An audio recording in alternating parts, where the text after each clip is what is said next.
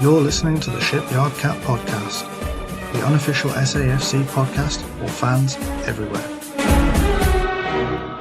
Good evening and welcome to another episode of the pod. Today I shall be your host, Robin, and I shall be joined by Adam and somewhere along the line, Kev. He's been a little bit busy this weekend getting a new addition to the household. So obviously he's got his hands tied. So Adam, how are you today, mate? Oh, mate, I'm absolutely buzzing after that result. We said before the game it was going to be a tricky game to get a point against the league leaders, and as we said, one of the best teams in Europe, all being that. Yeah, I think we've done very well there today. But so I'm fantastic, and I've got my throat back. Good. Obviously, I did have the benefit of watching it on TV. I'd have loved to have been in the stadium. The atmosphere sounded absolutely amazing. Quite a few, TV commentators, pundits, reporters, etc., are all commenting on how loud the Stadium of Light is nowadays. And they're saying that the noise is coming from everywhere around the ground. I know we've spoken about it before. I know just before we go on to the main part of the pod and do the review, we spoke about it before about how we need to make it a fortress, how we need to get everyone behind the team. And it looks like that's happening, which, I think we are reaping the benefits from it. All the players say how much it, affects them and it drives them on a bit. You just see Robbie's comments saying he's never had a noise like that before when he scored a goal. Mm-hmm. Indeed. Yeah, noise has been massive this season inside there. It, as myself and you and Kev loosely mentioned it as well in the previous pods, that place, when that gets rocking, is a cauldron of noise. And that for the players must be wonderful for our fans our players to hear and listen to how loud it is and think perfect. For the opposition, it must be a nightmare because you're like, I can't hear what somebody 2 meters away from me saying. And the biggest sign of that, you would have saw on the telly, but obviously you wouldn't have heard it, is early doors. I think it was 4 or 5 minutes into the game, we got an early corner, and the whole place just raised to a whole different level. We can see now Kev's joined us back, so hopefully Kev will back me up on that. The now noise of that just for a simple corner yesterday. Oh, absolutely. For me, it was stuff like when at the start of the game, little tackles. Mm-hmm. We were cheering them, we were going up for them. It was real it was passion, which is what this is all about. And yeah, for me, it just carried on them continuing. Every tackle was celebrated. Every moment was celebrated. Yeah. The other thing I liked was when we did concede anything to them, the fans did get on the backs of the Arsenal players to try and get them to almost like a state of confusion. It was almost like, let's whistle, let's jeer, let's boo, let's make noises to basically make the Arsenal players go, whoa, what am I doing? Because like you say, make it loud enough, they can't then hear each other's instructions. Declan Rice, apparently one of the best midfielders in the division. 2 or 3 times you could see it was getting to him because he was losing the ball and he was barking and hollering at those around him because clearly they couldn't hear the instructions of what he wanted to do. Yeah. But that was their fault, not his. I mean, yeah, we'll come on to that when we, do the actual game review there, Kev, so Sorry, no, it's all right. We were just saying, obviously, that, the noise, it was amazing on TV. Obviously, it was just saying how much it does impact the players, from both sides, because it is now becoming an intimidating place to go. And like I said, people are saying it's not an easy place to go now, whereas the last time we were in the Premier League, people look forward to coming up to the Stadium and like to play because we were on the players' backs, and it was quite easy for away teams then. Other thing before we go on, that display, lads, I mean, that has got to be the best fan display that we have seen, not just at the Stadium of Light, in any stadium in world football. And fair play to the Arsenal fans for doing their part in it as well. Because that was 360 degrees of that stadium. Every single person did their part and held their colours up to make that display. So obviously for, the people involved with it, this is Wearside, isn't it? The fans owned, group that do it. Obviously the club for getting together with them to do it. And obviously let's not forget what it's about, for remembrance for all the soldiers that fought for our country, in every single war, not just the first and second and so on and stuff, but every single war, every soldier that sacrificed themselves for the benefit and will of our country. So what an absolutely amazing display. But look, we are here to review the Arsenal game, so let's get on with it. To me, I think we actually, Regis again got his game plan absolutely spot on. From the very first minute, you saw Arteta uncomfortable, constantly in the fourth official's ear, never in his technical box, always up and down the touchline, coming out of it, getting quite irate, slightest little thing, he's acting as if, the world's against him. I mean, it's quite pathetic behaviour to me. Mm-hmm. I mean, before we get on to the team performance, their manager, what do you think, lads? I'll let Kev go first. Because we all know my thoughts so far. No, absolutely. Look, you're absolutely spot on. For a manager that's been in the Premier League for as long as he has, you would think that I don't know, it was his first game. He was petulant, he was stamping his feet, he was throwing his arms around, he was rude the way he was behaving. And I know, look, you've got your technical area, which is clearly marked by white lines. And some managers will stand just outside of it. Okay, it happens. But Arteta's halfway up the touchline, barking instructions. And also, on some occasions, even stood on the pitch. And the fourth official is too busy, stood in the sort of, I say the tunnel, but he stood right back watching it from afar. And it's like, well, wait a minute, what are we doing? Like, for me, it should be a case of stay in your box. If you need to come out of it, it's to go to your dugout, not to go and get the ball from halfway up the pitch. And how often he was also trying to cleverly throw the ball to his players to gain ground. But when it was our players, he was quite often throwing the ball further away. So we had to then move the ball forward. And the referee was a moron because he was lapping it up. Every time we tried to move the ball forward, yes, we got away with it a few times, but he'd be whistling and saying, no, from there, no, from there. But Calafiori constantly moved the ball forward. And it's like, well, like, what are you doing? It's just, for me, it's inconsistencies. And it seems to be that I saw a thing on social, which was quite funny. Arsenal fans were saying this match was fixed against them and they were never going to win it. I think you need to look at it the other way around. Everything went your way and you actually got away with stuff. Mm-hmm. I mean, I was going to come on to the fans' behaviour at the end of it, Kev, because obviously most people have seen certain things on social media of certain fans belonging to their TV, YouTube channel, acting terribly.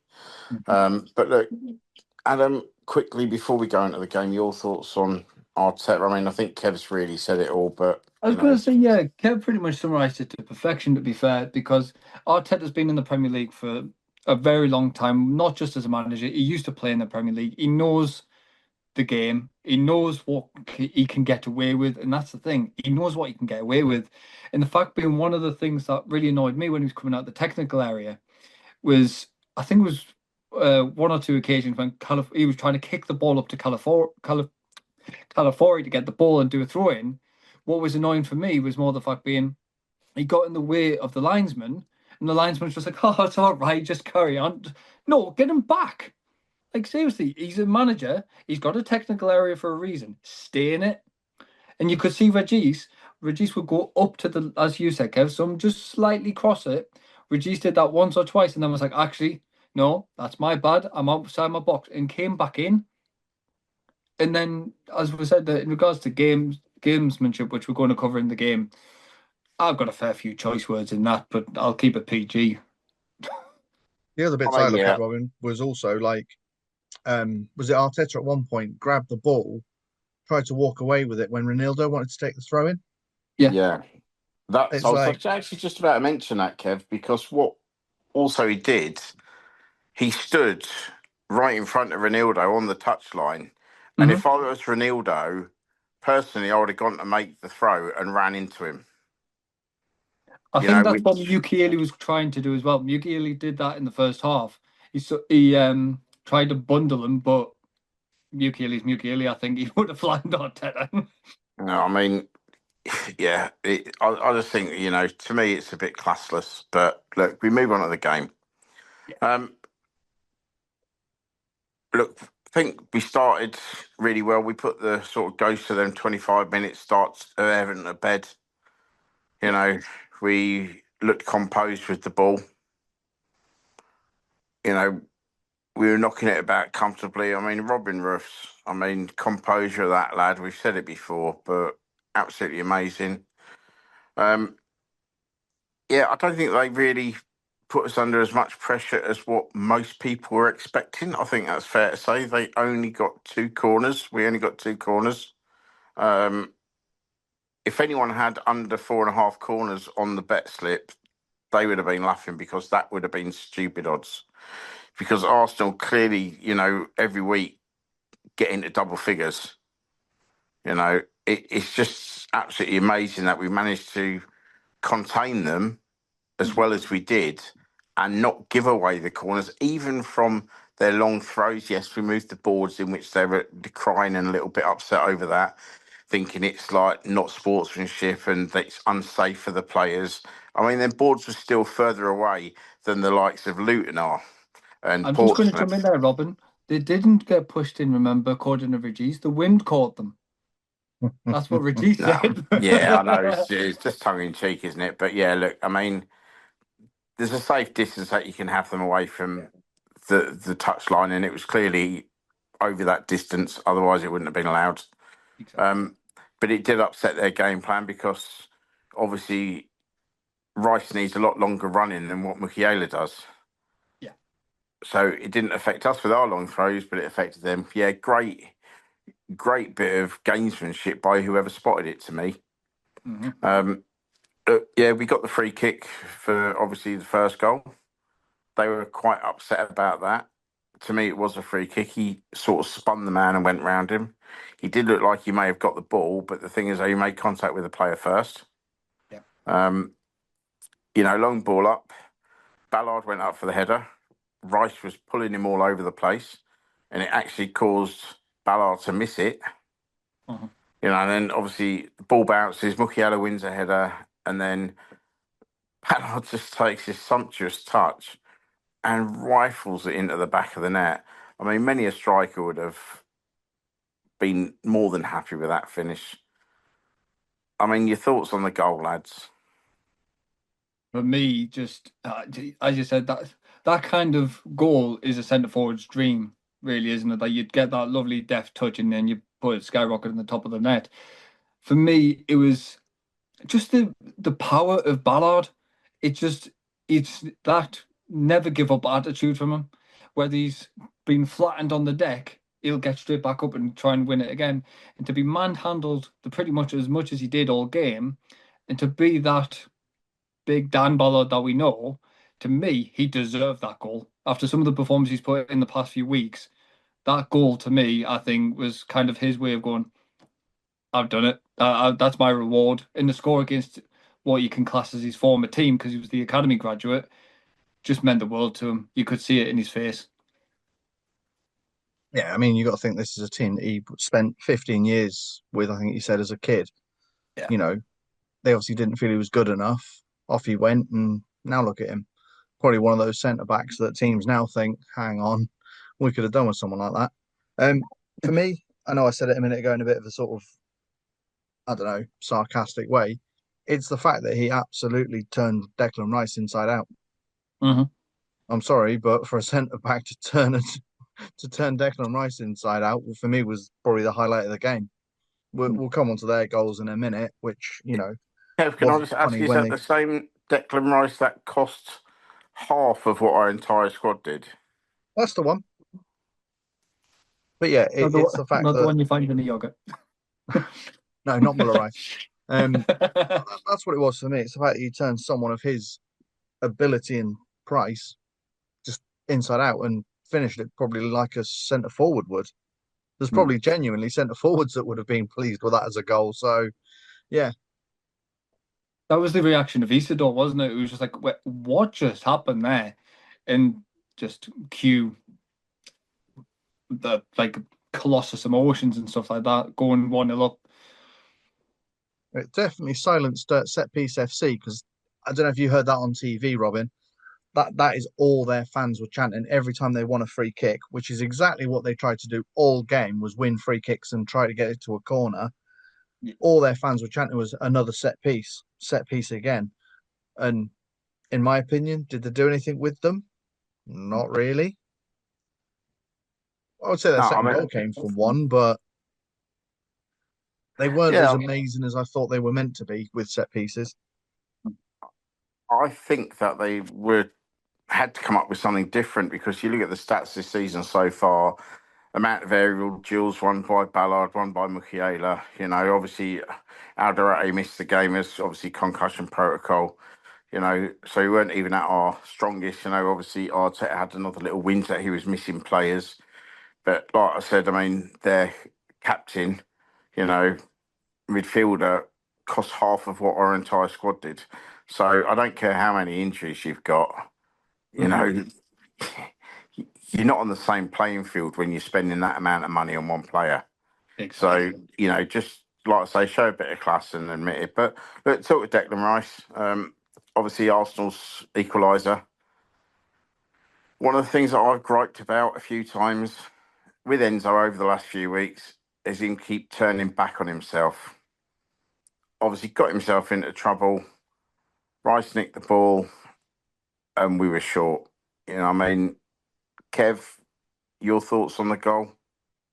Yeah, I think for me it was he tried to do too much when he should have done the most simple of things, which is pass it back to Roofs, who could have then lumped it upfield.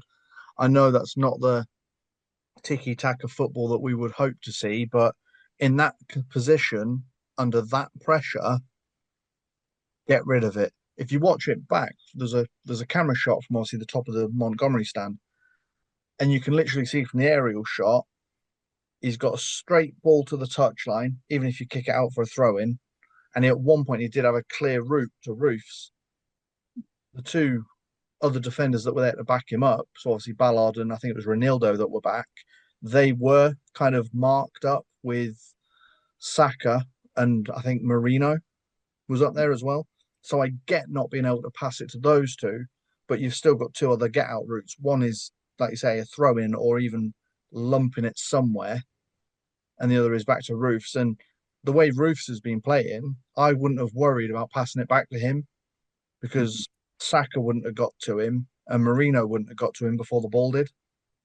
So yeah, it's a mistake made, but you can see that it upset Lefay because the first thing he did was ran as soon as he lost that ball, he went sprinting after it to try and get it back again, and obviously it just unfortunately was a little too late.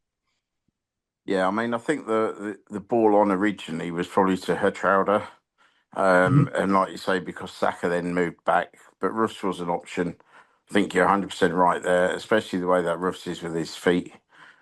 I think it was a bit naive of Lafayette and a bit arrogant in a way, to do something like that there, especially when we know which is Arsenal's strength is their press. We know it normally comes from Rice. They would have talked about that before the game. So I think, yeah, for him, I think he was probably a little bit too much self-confidence in his own ability, which isn't a bad thing at times. But when you're playing to open up the field like that to try and get through their press, you do leave yourself open if you make a mistake. So yeah, look, they got back in the game with that, and then look, the pressure came. They were piling on the pressure, and against a lesser team, I'm going to say, because I think that's fair the way that we've been playing. But against a lesser team, they would have crumbled. I Yeah. think the strength that we've shown in our own ability to stick with the game plan obviously works. And obviously now, Adam, I'll come on to you for obviously the second goal, Trossard's goal, his first goal from outside the box in over a year. Yeah. Yeah, it's one of those, to me, could have been avoided. I think Yeah. he points at Hume to go and cover, I think it was Calafiore on the overlap, but then he sort of goes with him to give Trossard that yard to come inside. Yeah.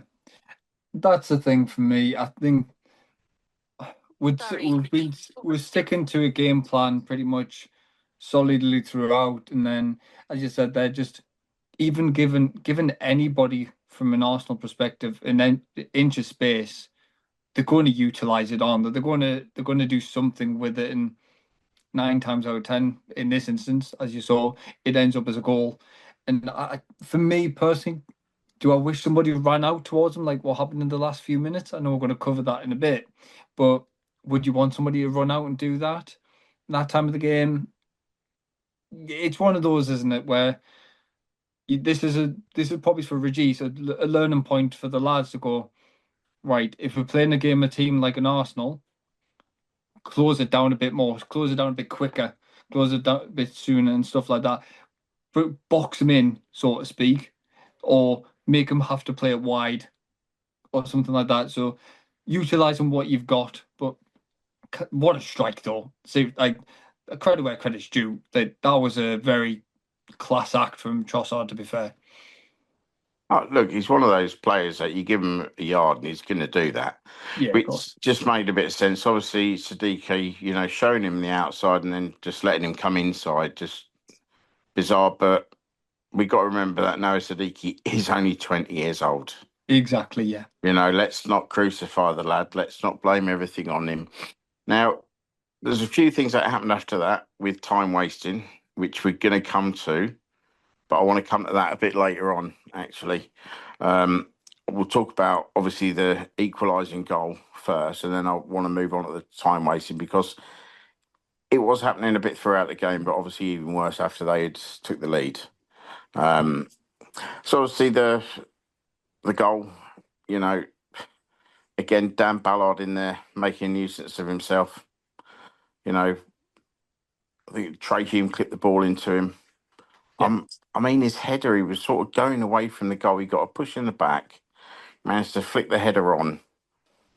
And then there's Gabriel all over Brian Brobby, pulling him down, diving to try and head the ball. Brobby somehow, showed great athleticism. And I mean, maybe he was an acrobat as a kid. I don't know.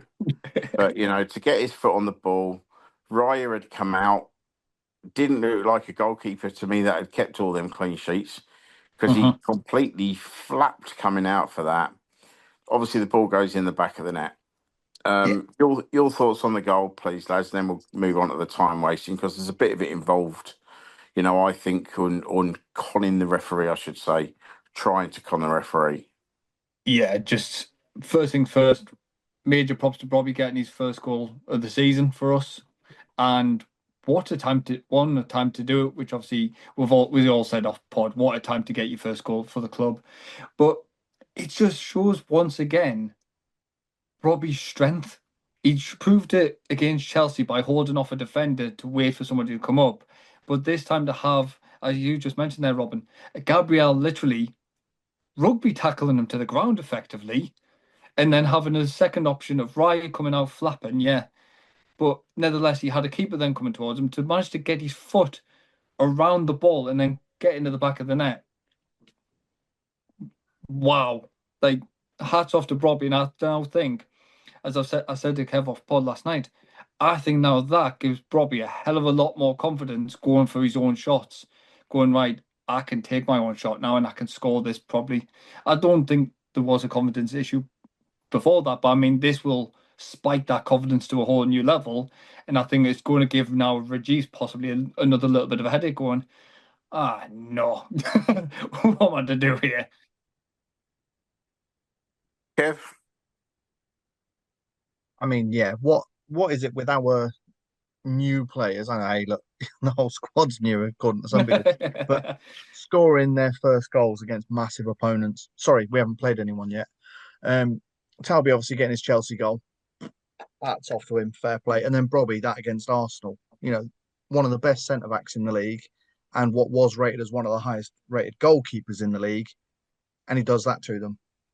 Yeah, I mean, props to him. What annoyed me with it was they seemed to want to spend as long as possible reviewing it on VAR like they were looking for a problem. Yet Yeah, last week, Everton get away with handball and it didn't even feel like it was reviewed. yeah. Like, come on, get consistent, get good. That's your job. But yeah, mate, it was an unreal goal, and it's Regis's thing, isn't it? We play until the final minute. We play until the whistle.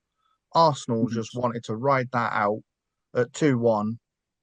And Robin, back to you, mate, because you know exactly where I'm going with that. Yeah, I mean, this is the thing that I wanted to really discuss as well with the review, because obviously everyone looks at social medias. We've seen certain things. Obviously, there's that tie from Arsenal TV trying to kick off and fight with everyone. Quite rightly, got politely moved away by a steward. Mhm. With his hand around his collar. Even though one report also said he was choking him, he was nowhere near choking him. He just, had him by his collar and marched him out the way. But it was just the way that Arsenal players were throwing themselves to the floor. Slightest little thing, complaining to the referee. Like I said, Arteta complaining to the fourth official. With both goals, I'm going to say as well, because Rice was complaining, even though he was fouling Ballard. He was Yeah. complaining about that. Gabriel was complaining because he'd lost the header. He was thinking something was going on then. Then obviously the equalising goal. Gabriel's, pulling Mukiela all over the place. Ballard had been pushed, like I said. Mhm. You know, Gabriel pulling Robbie all over the place there. Yeah. And then he's wanting a free kick for a high foot. Now, he's diving at waist height. But Yes. his attitude and the way he was going to the referee as well, where was the yellow card for dissent? He's not the captain. He shouldn't be talking to the ref like that. Mhm. And they're constantly moaning. But just before that equalising goal, Arsenal had got a goal kick just as the clock turned 90 minutes and they put the board up. It took Raya almost 50 seconds to put that ball back into play. Mhm. Where's the yellow card for the time wasting? And that wasn't You the only know, time he did it. no, it It's wasn't. yeah. It wasn't. As soon as they had scored the goal from Trossard, they seemed to be taking an eternity for absolutely everything. They were going down, and then they were getting back up just before the trainers would come on and stuff like that, slowing the game right down, doing absolutely everything. Their fans saying that, you know, their players were getting kicked all over the place and we roughed them up. Sorry, but this is a man's game. Mhm. It wasn't an over physical game. I mean, there was one time it wasn't even looked at by VAR. I can't remember our lad who it was. It might have been Siddiqui. One of the Arsenal players went over the top of the ball and stood on his foot. Yeah. But the fact is, he went over the top of the ball. If that had been slightly higher, you were looking at a potential red card. Mhm. He sort of caught him on the side of the ankle and the boot, and he sort of got away with it. But it's one of those things that the big clubs, because they seem to get a lot of the decisions go their way, they're expecting absolutely everything. And like I said, the behaviour of their fans on social media, the behaviour of their management team, and the players themselves during the game, Mhm. I just find absolutely astonishing. I mean, take a look in the mirror and actually realise what you look like. I think that one of the things for me on the time wasting thing as well, I'm going to touch on two main bits for me that really infuriated me. One was towards near the end, Mukiele got a throw in, went to go to the ball boy, can I have another ball? And the ref's like, no, get further back. It's like, no, he's getting the ball. Let him change ball. If he wants to change a ball, he can change a ball. The referee in Paulson's like, no, get back. Get further back. And it's like, and then the other thing for me, which to me was kind of karma in itself, to be fair, was one of their players, I think it was the first half, he went down obviously with his head, and as you've told us many times in the past, Robin, has to go off the like, if you get a head injury, you have to go off the pitch, you have to get checked over, everything like that. But it seemed to me within 20, 25 seconds later, Postman was like, come on, back on the pitch, back on the pitch. Came second half, with Mukiele, that once again, Mukiele got took off. Paulson's letting it play on, play on, play on. It felt like about 2 minutes had passed, let him on, and then for me, what was actually tremendous karma was he let Mukiele on just in time to go, thanks for the tackle, ref, because he just walked on and wiped the ball. Yeah, I think with the first one you're on about, Adam, the throwing situation, which should have been a yellow card, Mukiele actually went to get the ball off the cone and Trossard kicked it away. Mm. And that should have been a card because, that's kicking the ball away. Yeah. And, that they got away with a lot of things like that. But I mean, to me, we don't seem to get involved in that style of,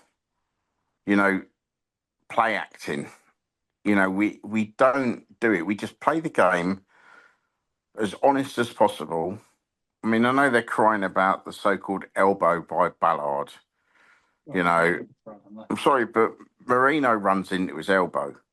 Ballard's, defending himself, defending his area with the header. You can't go up for a header without using your arms as balance. Mm-hmm. If people have watched Match of the Day, I mean, obviously Theo Walcott being an Arsenal ex-player that he is and wearing Arsenal tinted, glasses and stuff like that, seemed to think it was a deliberate elbow and it should have been a penalty and a red card. But then you got, which is a surprising thing, Mary Poppins turning around and going, there's nothing wrong with that. Yeah, true. And it's the thing, I mean, for him to say that, it just shows how deluded these Arsenal fans really are because of the way that the officials do hamper to them in most games. That's fairly normal, though, isn't it? I mean, that's the one thing I will say is for Arsenal's fans to go on like they do, it just shows they're frustrated with the lack of success. They almost feel a self-entitlement for the fact that, yes, you're top of the league, but you were top of the league this time last year as well, and look how it ended. I'm afraid to say it, you're not going to win games by throwing your toys out of the pram and stamping your feet on the touchline. Arteta, for me, should have probably been carded at least once on the game, just on his behaviour towards the fourth official, let alone his other behaviour throughout the game.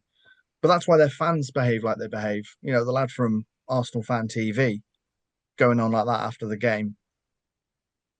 Like, let's not get into it. At the end of the day, we're a podcast that's, positive and, welcome all kind of feedback. But yeah, for me, Arsenal just felt like I don't know. I think they felt they could turn up and do a Leeds. They felt like they could turn up like they did to Leeds and smash us 5-0. Mm-hmm. And all of a sudden they came up against a team and went, hang on a minute, this isn't in our script. And they didn't like it. And the way their fans booed Granit Xhaka when he came on, Mm-hmm. yeah, okay, they applauded him later on in the game. But I've seen their fans going on about how, oh, isn't it great how none of our players approached Granit after the game. You just want to have a word with yourselves because he was high-fiving them all at the touchline.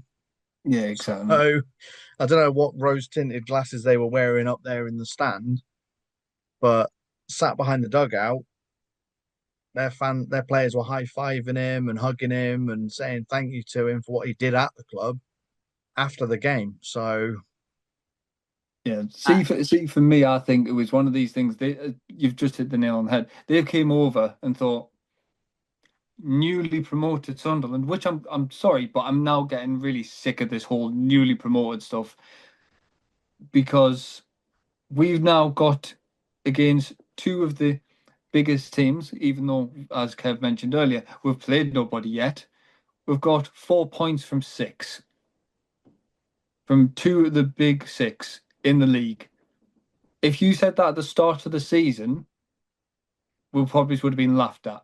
you don't accidentally fall into fourth in the Premier League. Exactly, yeah. And the thing for me is they came out with this attitude of we're going to come here, we're going to absolutely steamroll you, we're going to win over our ninth game, and we're going to have another clean sheet. And I think that's what Regis has looked at and went, this is the way they're looking at you. What are you going to do about it? And I think that's what the lads have done. Stood up and went, this is what we're going to do about it. Bang, goal, second goal. There you go. There's your clean sheet gone. Like you say, it's the arrogance, the arrogance, and like I said with Arteta, it showed he's a bit classless. But look, I mean, great performance by the lads. I think we've shown that throughout the season. Mm-hmm. The never say die attitude, obviously the motto till the end that we've had from the end of last season. We've carried it through.